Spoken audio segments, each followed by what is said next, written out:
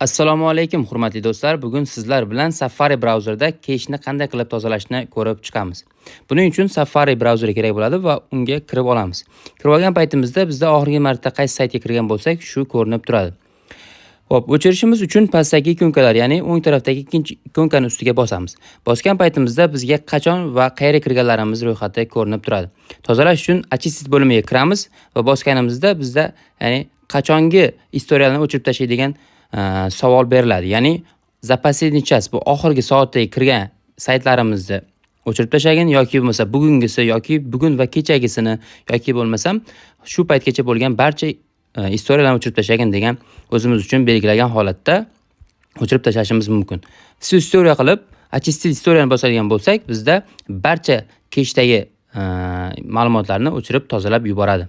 Video yoqqan bo'lsa, podpiska va like bosishni esingizdan chiqarmang. Qiziqarli videolarimiz hali oldinda.